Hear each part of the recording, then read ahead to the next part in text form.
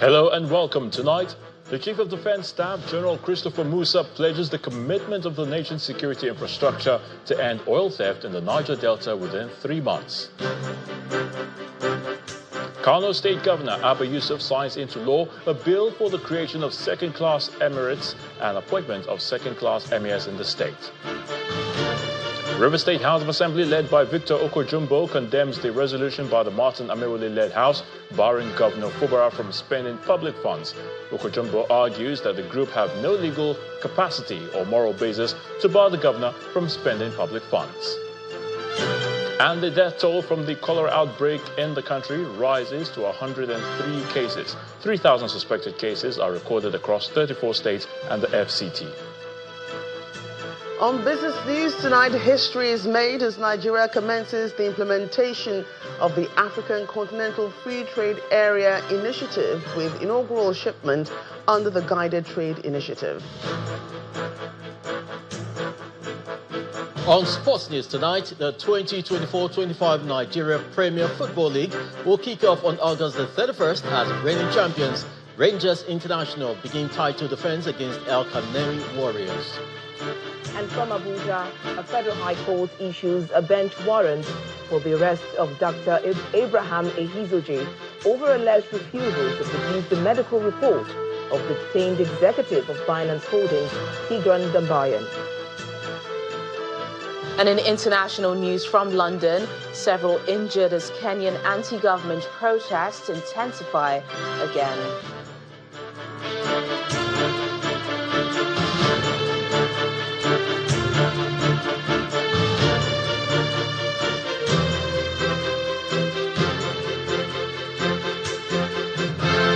We begin with security. The Chief of Defense Staff, General Christopher Musa, has pledged the commitment of the nation's security infrastructure to end oil theft in the Niger Delta region within 3 months.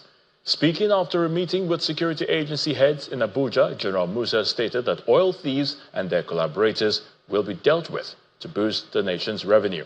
He also explained that all security agencies are working together to block avenues for oil theft, which is harming national security. One after the other, heads of the various arms of Nigeria's security apparatus converged for a review meeting.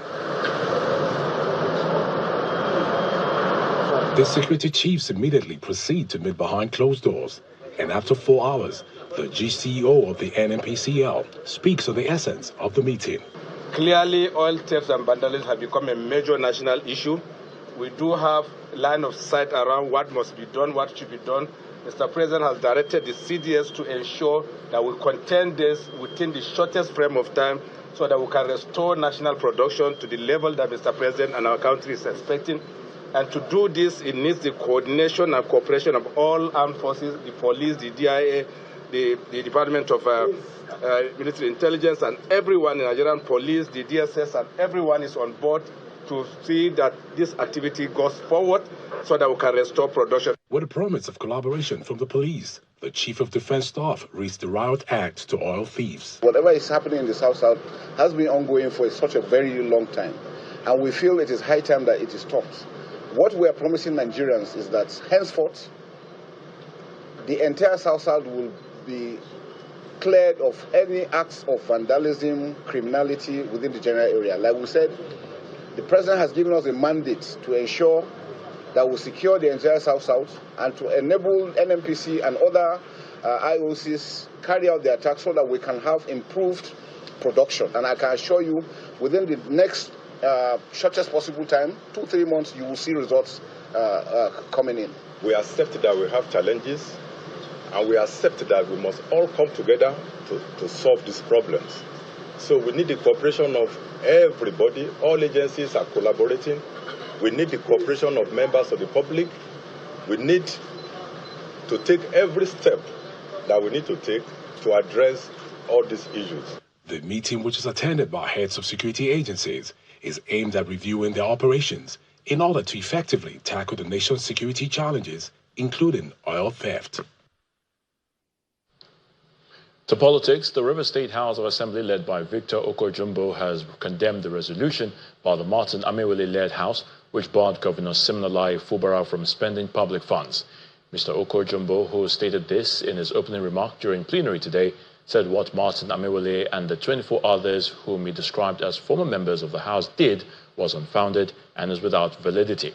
He insists that Martin Amewole and the 24 others are not members of the Assembly following their defection from the People's Democratic Party to the All Progressives Congress in December 2023.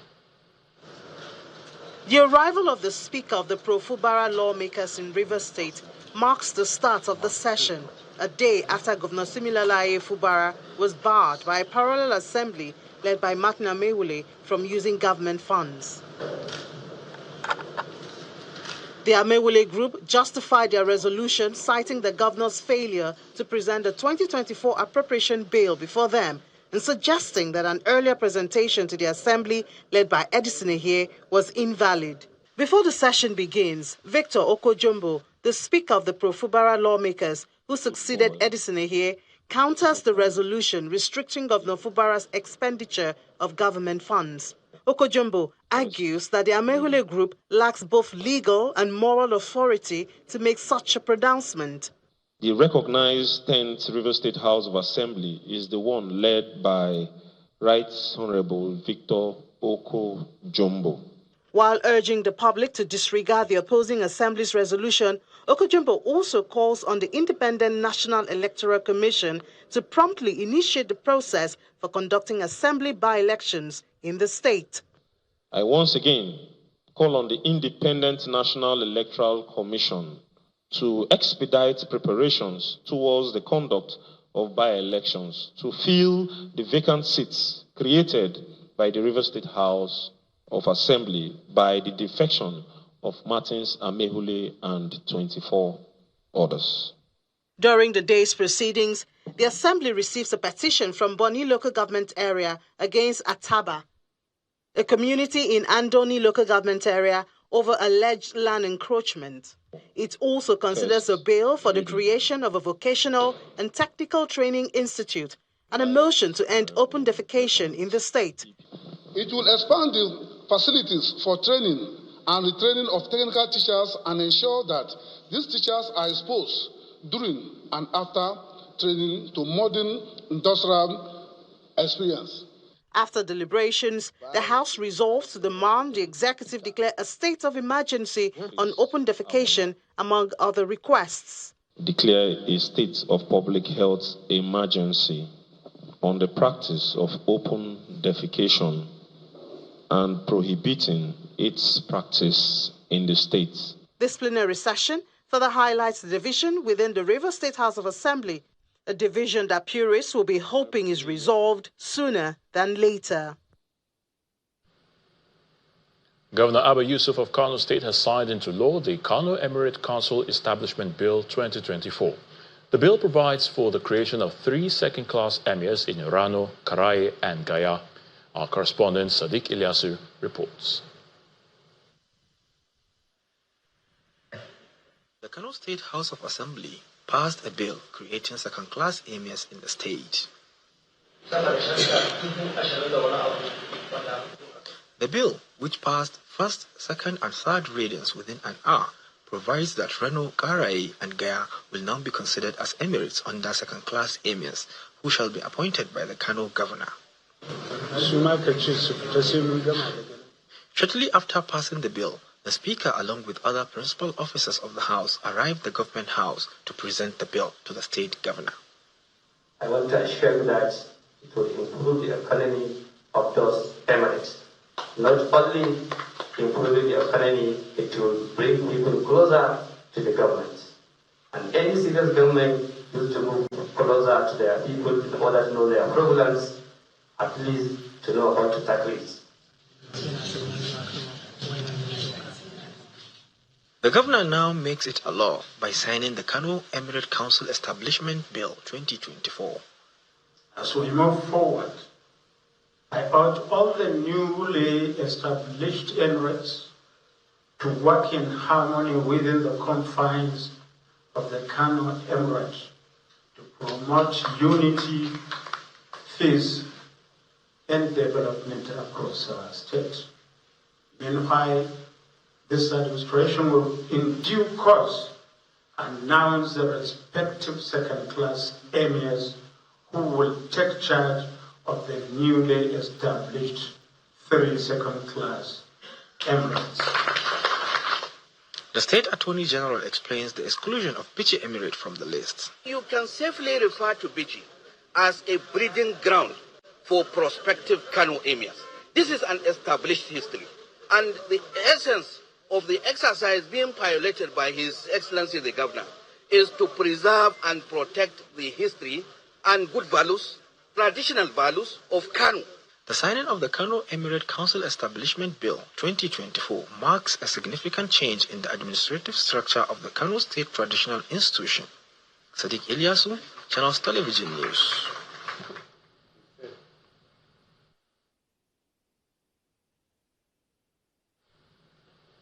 Staying with Kano, the state government has filed fresh charges against the former governor Abdullahi Ganduje alongside his former commissioner for justice Musa Abdullahi Lawan. The new charges are coming shortly after a previous trial commenced in absentia against Mr. Ganduje. However, the court has not yet set a date for the commencement of the trial. This latest legal action follows a series of legal challenges faced by Mr. Ganduje and his associates. Recently, the court entered a not guilty plea for Mr. Ganduje, his wife Hafsat Umar, and other defendants in absentia on an 8-count charge that includes allegations of bribery, misappropriation, and diversion of public funds amounting to billions of naira.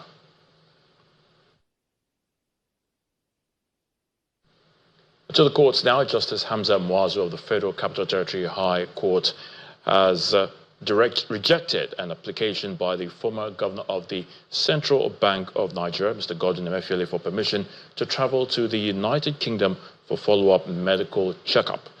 Justice Muazu, in a ruling, held, among others, that Mr. Emefiele fails to supply sufficient materials to show that the medical trip was essential and unavoidable.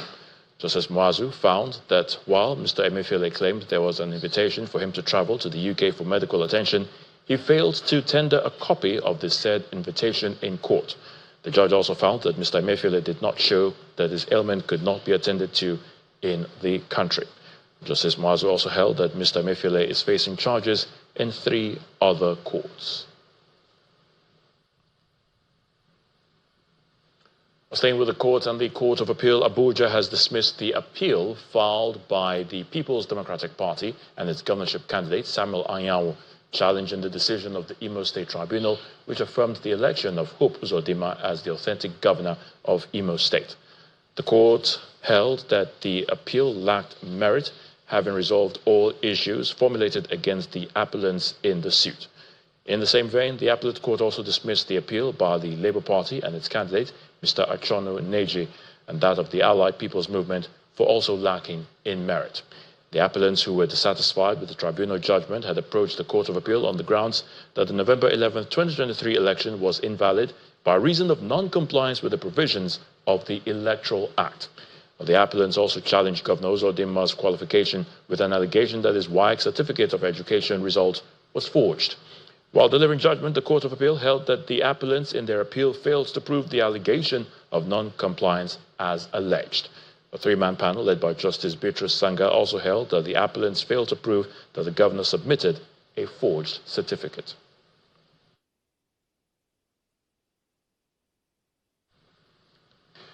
In part 2, after the break, the death toll from the cholera outbreak in the country rises to 103 cases. 3,000 suspected cases are recorded across 34 states and the FCT. Please stay with us.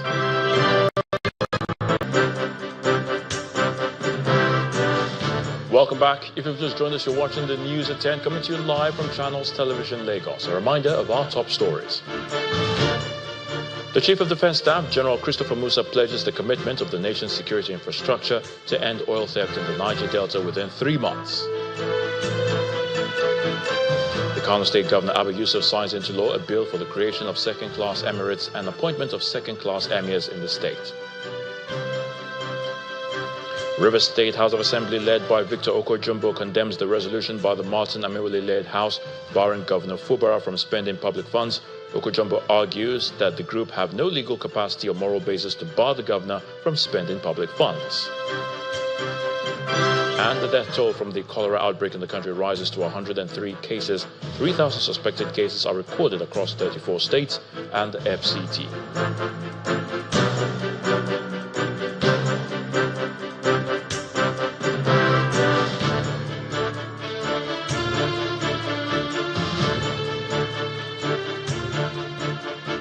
Members of the National Association of Nigerian Students and Association of Ogun State Students have staged a peaceful protest at the state police headquarters over an alleged killing of an OND1 public administration student of the state, that's Ogun State-owned Gateway Polytechnic, Sakwade, by yet-to-be-identified hit-and-run driver.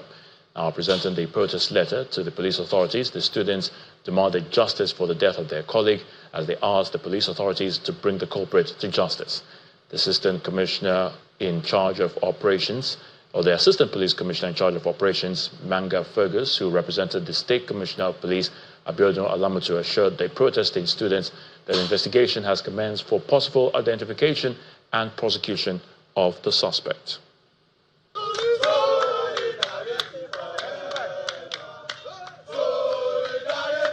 Aggrieved students of Sakwade Polytechnic are at the premises of the Ogun State Police Command Ileweron in Abeokuta, the state capital, to protest the killing of their colleague by a suspected hit-and-run driver last week.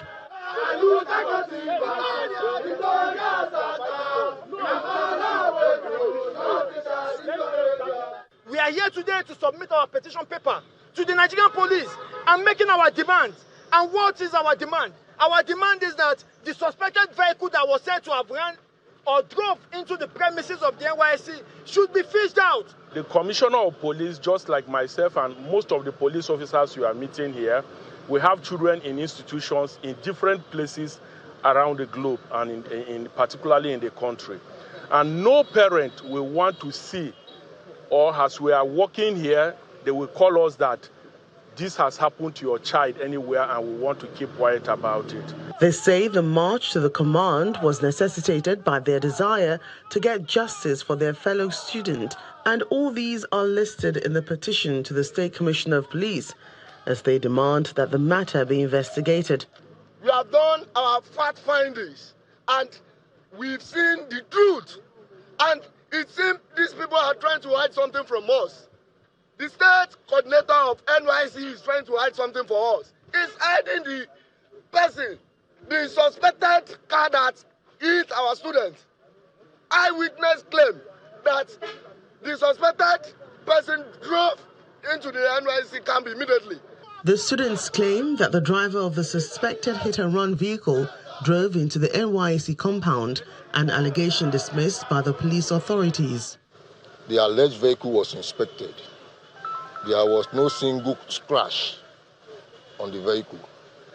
And this is suggestive of the fact that it may not be the vehicle, because a vehicle that will cause such a fatal accident, that will cause the death of a pillion on a bike, you should leave a visible mark.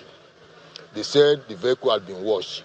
Even if you wash a vehicle 100 times, it will not clear the mark that will be on the vehicle, that would have been left on the vehicle due to the impact.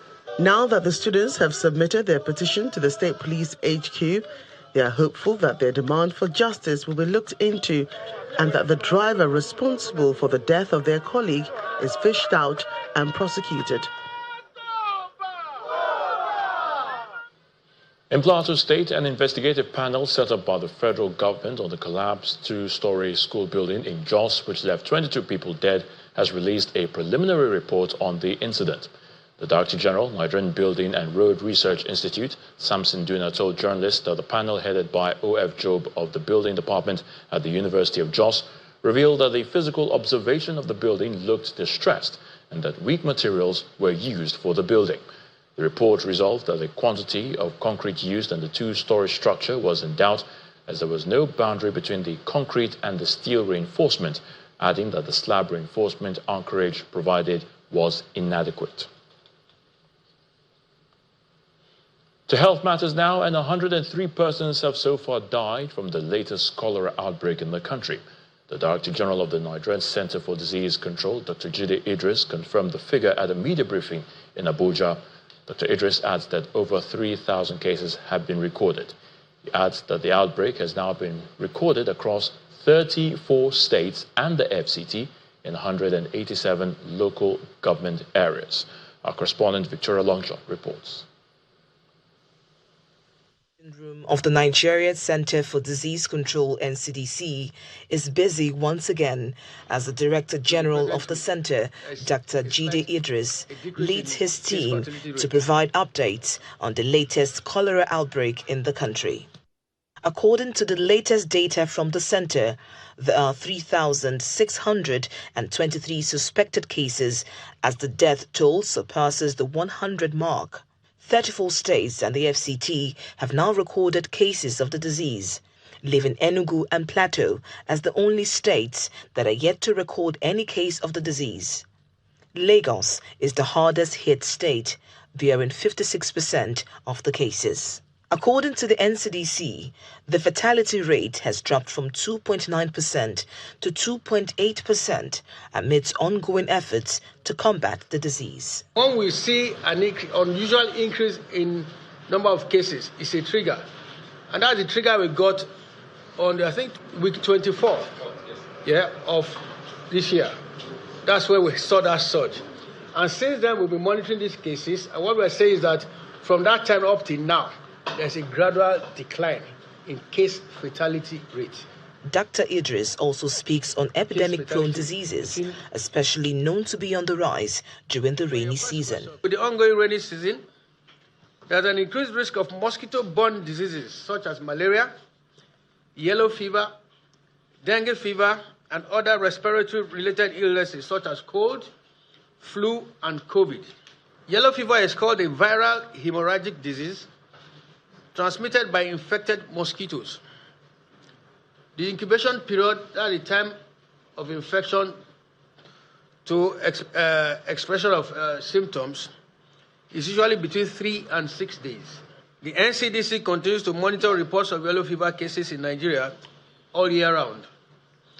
As a result of the current rainy season, we are also observing an increase in suspected cases. The center is urging Nigerians to maintain the highest level of hygiene, especially as the rains become intense.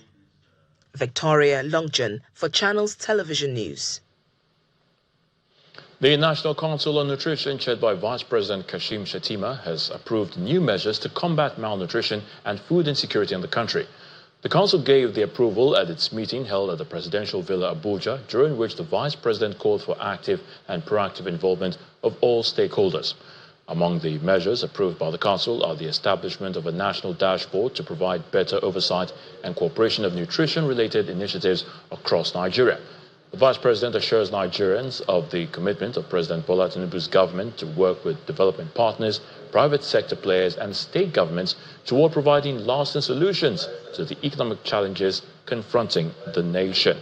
Speaking to journalists after the meeting, the Minister of Finance and Coordinating Minister for the Economy, Mr. Wale Edun, says the council also approved the template for monitoring implementation of the interventions by the federal government to address food insecurity in Nigeria.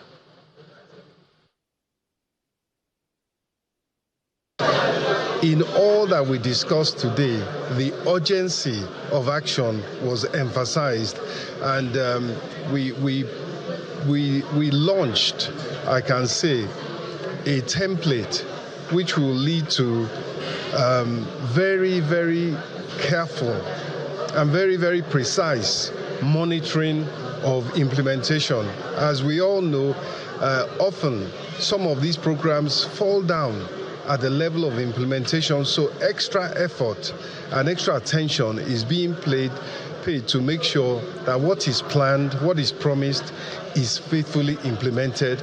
And we are sure that with these interventions, led very powerfully by the Vice President, and a commitment by him to personally ensure that we reach the state governors for their own and show them where they need to intervene based on the data and based on the details that have been drawn up by Ministry of Health and Ministry of Agriculture and Food Security, that with the political will, not just at the federal level, but at the state level, we will decisively deal with food inflation and the availability of food, the affordability of food, and of course, the care for our young ones and our expectant mothers through adequate nutrition and diet support.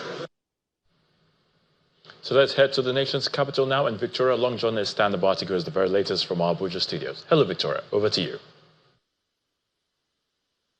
Hello, Ayo. We continue here with legal matters.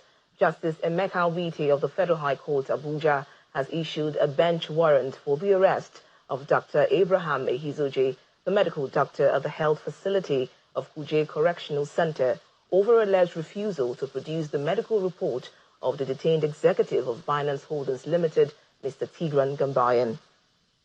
Justice Wite gave the order following an application by Mr. Gambayan's lawyer, Mr. Mark Modi.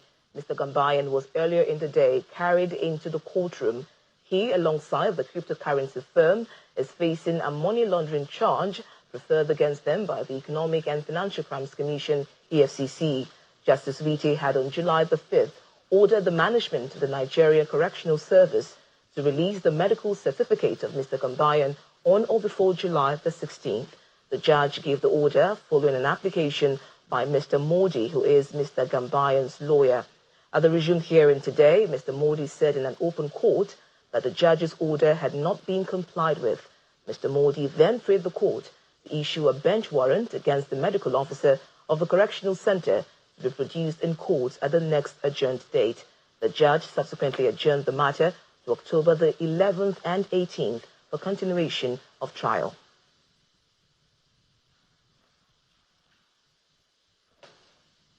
And still ahead on the news at 10, history is made as Nigeria commences the implementation of the AfCFTA with the inaugural shipment of Under the Guided Trade Initiative. That's some business news. To join us again.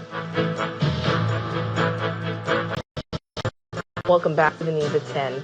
The Kuka Center is asking political party executives to deepen internal democracy and hold politicians elected on their platform to account.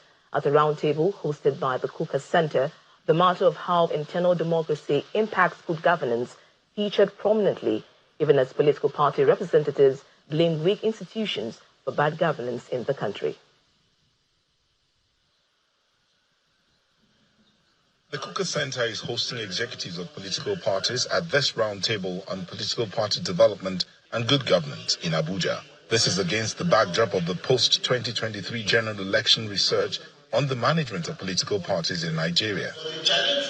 Moderated by Bishop Hassan Kuka, the conversations begin with the recent Supreme Court judgment on local government autonomy and how this will enhance accountability. I think the ball is now squarely in the court of the local government chairman. Everybody will know that they have to hold the local government chairman and his councillors to account. Yes, we have the political, the financial autonomy granted local government. But the people who are elected as chairman of local government, how do they get there? Who are the people?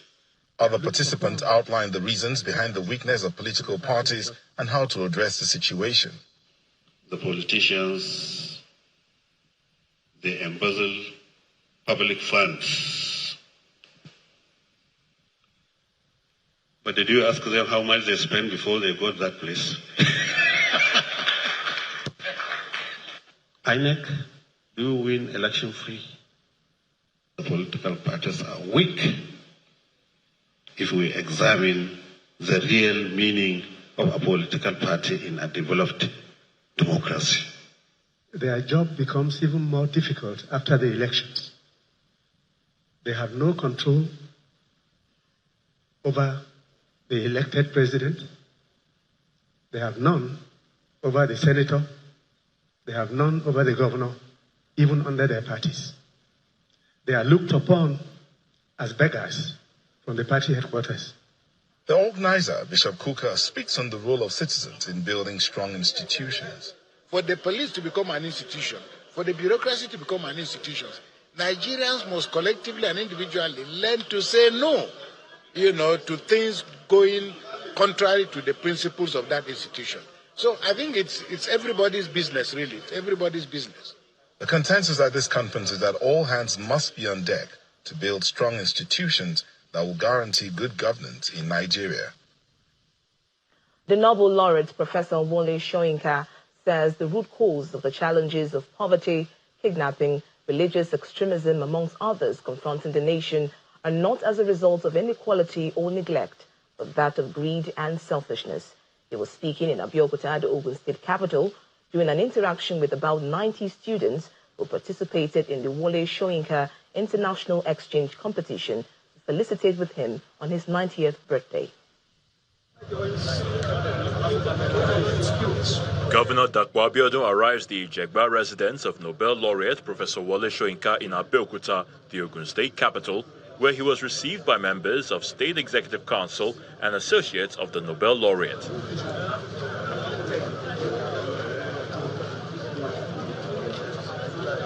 The governor later joins Professor Soyinka in an interactive session with about 90 students who participated in an essay organized by the Wole Soyinka International Cultural Exchange marking his 90th birthday. Most of the crimes committed.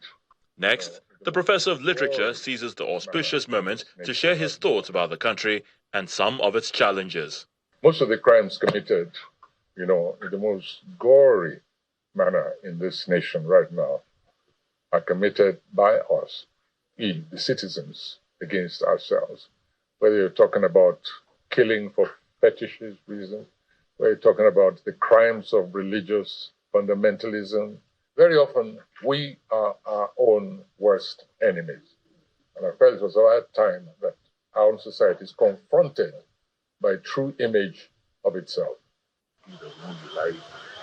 That done, the man, fondly called Kongi, leads his guests to a mini amphitheater where he and others are entertained by students of African grammar schools.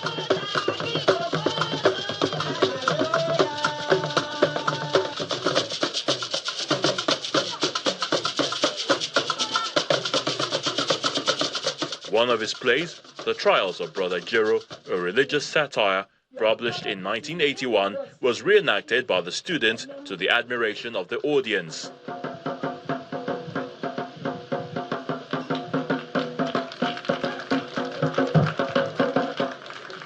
Governor Abiodun appreciates Professor Soyinka's sense of patriotism and service to humanity. This program is Prof's legacy. It reflects his lifelong commitment to education, cultural exchange, and nurturing future leaders. It underscores his values. Values is nurtured throughout his lifetime. Values of justice, freedom, and pursuit of excellence in arts and humanities. The Ogun State governor then announces scholarship awards and a laptop gift for 9 students who performed well in the essay competition. The gesture is to encourage the beneficiaries to continue to hone their writing skills and also motivate other students to participate in the next edition of the competition. And Jaiz Bank has held its 12th annual general meeting, announcing a 42% increase in gross earnings for the year 2023, a 67% rise in profit before tax, a 60% increase in total deposits, a 53% growth in total assets, and a 32% increase in shareholder funds. At the meeting, which took place at the Yaradua Center in Abuja, Chairman Alhaji Mohammed Bintube said the bank is aiming for a more competitive future. The newly ratified Managing Director and Chief Executive Officer Haruna Musa promised that future dividends will be at least 1 naira per share.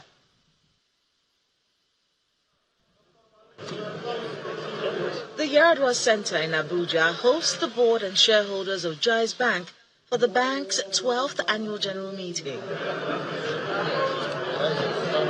Since opening in 2012 as Nigeria's first non-interest, 100% Sharia-compliant bank, Jaiz Bank PLC has grown its balance sheet from 12 billion naira in 2012 to 580 billion naira as of December 31st, 2023, and its financing and investment assets from 30 billion naira in 2012 to 357 billion naira as of December 31st, 2023.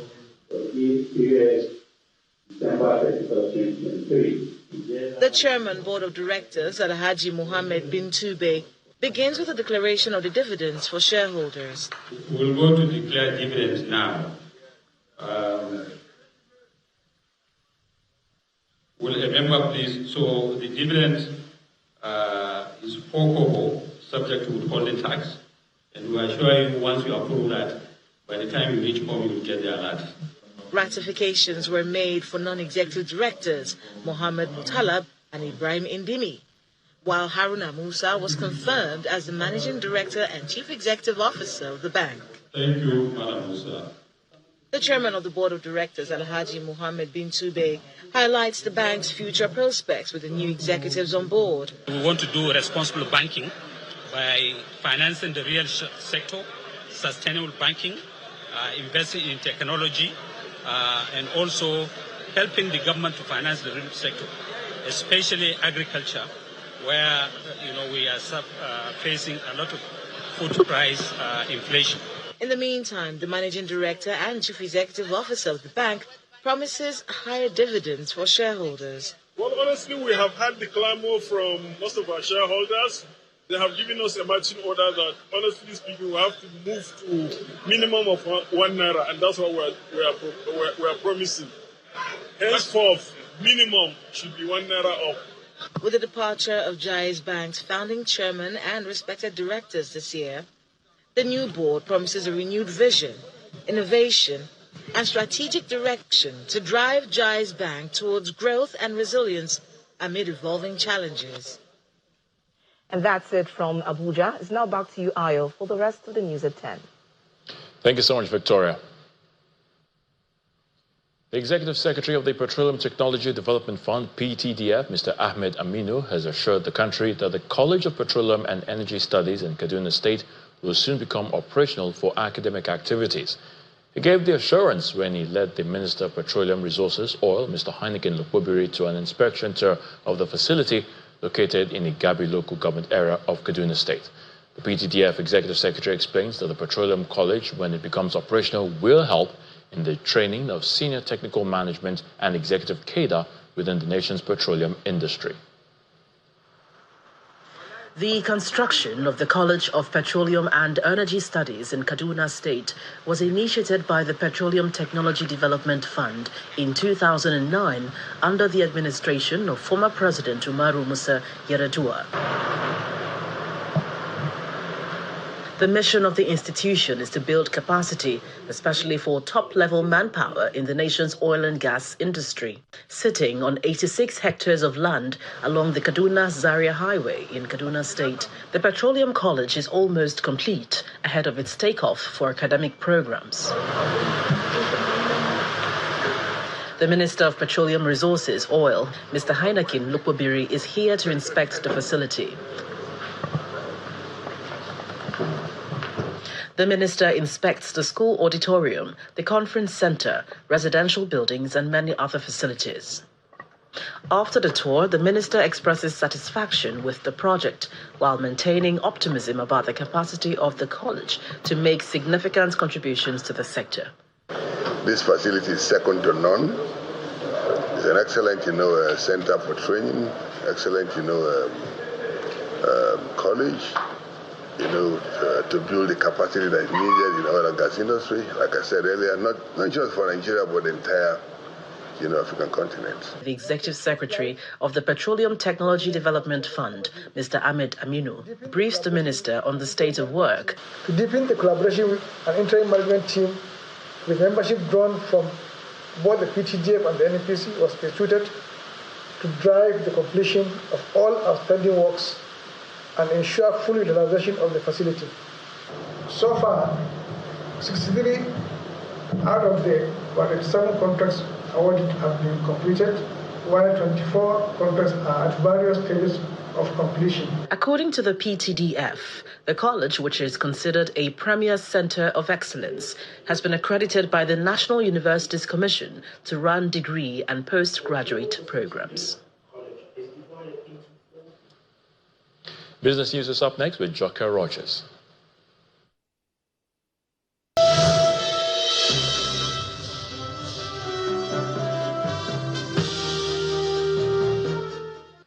Thank you, Ayotunde. Well, it's a historic moment for Nigeria as the country launches the preferential trade as part of the implementation of the African Continental Free Trade Area, AfCFTA. According to the National Coordinator, Nigeria AfCFTA, the Coordination Office, Mr. Olusegun Awolowo, the milestone event is a watershed moment for Nigeria and Africa, which could lead to less dependence on the US dollar for trade. He made the comments at the inaugural shipment ceremony. AfCFTA is not just a trade agreement. It is a bold vision for Africa's industrialization, equitable growth, and the prosperity of our people. It requires us to embrace challenges ahead with enthusiasm and tackle them headlong. We will create an enabling environment that supports businesses, encourages innovation, and fosters competitiveness. We work closely with our continental partners to ensure that the benefits of AfCFTA are equitably distributed and that no one is left behind. The whole of Africa was waiting for us. And so this is just to demonstrate in no small measure that look at the selection of the goods, manufactured goods, all of it, not raw materials, most of it going into Africa. It makes me really proud. And that Africa is, and like I said, the question is not that is Nigeria ready for AfCFTA. I say, is AfCFTA ready for Nigeria? Because by the time we gear up, scale up production, scale up productivity, manufacturing, industry, Africa is our marketplace. 1.35 trillion naira has been shared to the federal, states and local government councils in the country as revenue for the month of June from the Federation accounts. According to a statement released by the Office of the Accountant General of the Federation, the revenue was shared at the July meeting of the Federation Accounts Allocation Committee held in Abuja and chaired by the Minister of Finance and Coordinating Minister of the Economy, Mr. Wale Edu. Key highlights of the revenue distribution shows that the federal government received a total sum of 459.7 billion naira. State governments got 461.9 billion naira. 37.019 billion naira was allocated to the local government councils, while the sum of 95.5 billion naira was shared as 13% of mineral derivation revenue to the benefiting states. At the same time, the FAC says that a higher gross statutory revenue of 1.42 billion naira was received last month, while the balance of the excess crude account stands at $473.75. The International Monetary Fund has downgraded its forecast for Nigeria's economic growth in 2024 from 3.3 to 3.1%, citing weaker growth recorded in the first quarter of the year. The downgraded forecast, which is contained in its July 2024 World Economic Outlook, represents 0.2 percentage points drop against the earlier forecast. As a result of the lower forecast for Nigeria's economic growth, the IMF also downgraded its forecast for sub-Saharan economic growth in 2024 to 3.7% from the April forecast of 3.8%. However, the bank retained its 3.0% forecast for Nigeria's economic growth in 2025, while it raised the SSA region's economic growth forecast for next year from 4.0 to 4.1%. And the domestic stock market records another win at the close of Tuesday's trading session as investors gained more than 60 billion naira amid sustained bargain hunting for stocks. Bolivong has the details. Thank you, Joke. Welcome to the Stock Market Report. Looks like expectations from earlier today materialized as the NGX All-Share Index climbed right back to the 100K level in today's trading session. The All-Share Index made a turnaround from its marginal low at intraday to end the session with a moderate uptick of 0.11%. And this was again lifted by banking stocks and Lafarge. And we can see that reflected in the index performance. The oil and gas sector was weighed down today by Eterna. We see that down 0.07%, and that huge 80 kobo loss from Eterna had an impact on that index. And this comes as global oil prices dipped today on worries of a slowing demand from China. Now, away from oil, let's look at the banking sector. Tier 1 banks sustaining that positive trend from yesterday up today 0.61%, while Lafarge waved the magic word at the industrial goods counter. Let's hope investors stay optimistic and the bulls retain control. And that's the Stock Market Report. Will Ibang, signing out. That's business news tonight. Back to you, Ayotunde. Thank you, Joker. One person has been shot dead as anti-government protesters return to the streets in Kenya, calling for President William Ruto to resign. A crowd carried the body of the demonstrator to a nearby police station in the capital, Nairobi. The police has not commented on the man's death. Here's Tenyola Oyetayo with more international news and around the world in 5. Good evening from the Channel studio in London for your international news around the world in 5. Police in Kenya's capital, Nairobi, have used tear gas to disperse anti-government protesters, calling on President William Ruto to step down. At least one death and several injuries have been reported. Youth-led nationwide protests that broke out a month ago against proposed tax hikes have continued even after President Ruto withdrew the legislation and fired nearly his entire cabinet.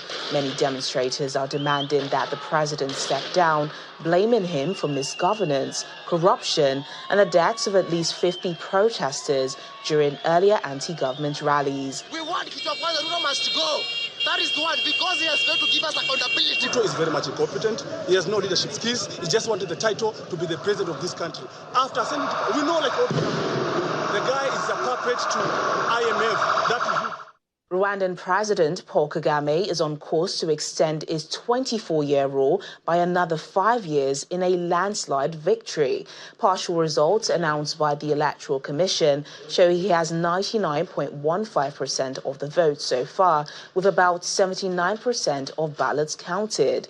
The full provisional results are due by the 20th of July and the final ones by the 27th. The 66-year-old faced only 2 challenges after several prominent critics were barred from standing. In an address from the headquarters of his ruling Rwandan Patriotic Front, President Kagame thanked Rwandans for giving him a 4th term in office. Donald Trump has received a hero's welcome at the Republican National Convention, his first public appearance since he survived an attempted assassination. The former U.S. president, who wore a bandage over his right ear after it was hit by a bullet during a rally in Pennsylvania, entered the convention venue to loud cheers and a live performance of the song God Bless the USA. He did not speak as he's due to give the event's keynote address on Thursday, but appeared moved by the reception.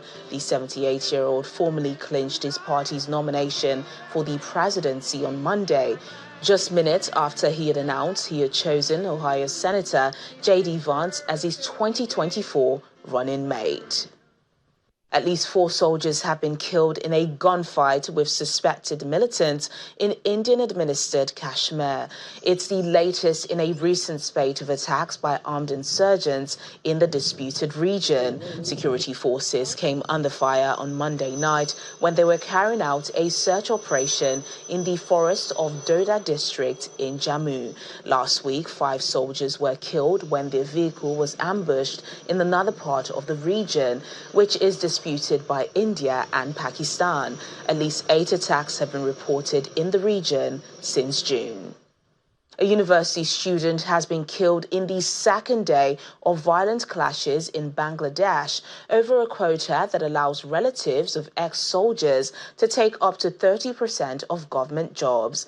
Police fired tear gas and rubber bullets in violent scenes between a pro-government student body and student protesters at a public university outside the capital, Dhaka. Tens of thousands of students are taking part in the nationwide protest, which saw more than 100 people injured on Monday. Protesters are demanding an end to a quota reserved for family members of veterans who fought in Bangladesh's War of Independence in 1971.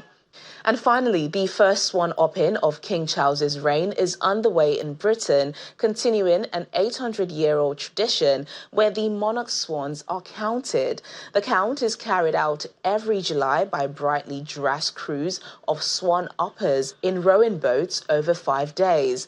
The tradition dates back to the 12th century when the English crown first claimed ownership of all mute swans and were then considered a delicacy. The count is a quirky mix of vivid royal spectacle and conservation project, with spectators lining riverbanks along the River Thames. And that's your international news around the world in 5. Now back to the Channel studios in Lagos.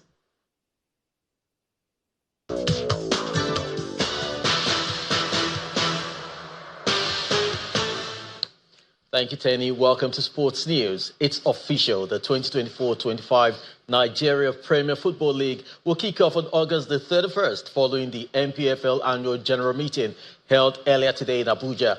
The NPFL has announced a significant increase in the prize money, with the league champions set to receive 200 million naira.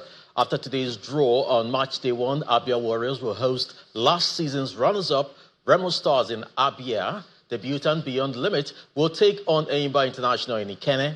Other match day 1 fixture include Lobi Stars versus Aqua United, Kwara United versus Niger Tornadoes in Ilori. The reigning champions, Rangers International, will begin their defense against newly promoted side El Kanemi Warriors. Gareth Southgate will step down as England manager 2 days after they lost to Spain in the Euro 2024 final. Southgate, who is in the last, in the last 4 tournaments, has led the Three Lions to 3 semi-finals and 2 finals. Took over in 2016 when England's fortunes were at a low ebb, having exited the Euros after defeat to Iceland, and then Sam Allardyce had to resign over a scandal. Then France forward Kylian Mbappe says he was so convinced he would one day play for Real Madrid that he began taking Spanish classes at school. The Spanish champions unveiled their newest stars earlier today at the Bernabeu Stadium. The 25-year-old signed for Real earlier this year as a free agent on a 5-year contract after leaving Paris Saint-Germain.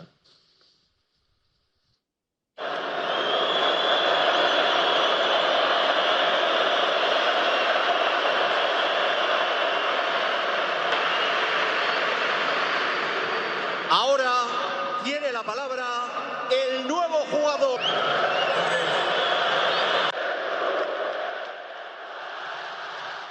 That's it on sports. It's back to you, Ayotunde.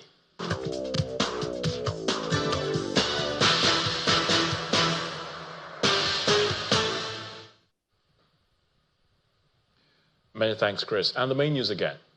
The Chief of Defense Staff, General Christopher Musa, today pledged the commitment of the nation's security infrastructure to end oil theft in the Niger Delta region within 3 months. The Kano State Governor Abba Yusuf has signed into law a bill for the creation of second-class emirates and appointment of second-class emirs in the state. And the River State House of Assembly, led by Victor Okojumbo, condemned the resolution by the Martin Amewuli-led House, barring Governor Siminalayi Fubara from spending public funds. Well, Okojumbo has argued that the group have no legal capacity to bar the governor from spending public funds. And that's the news at 10 tonight. Many thanks for watching. I'm Ayotunde Balogun from all of us here. It's good night and please stay safe.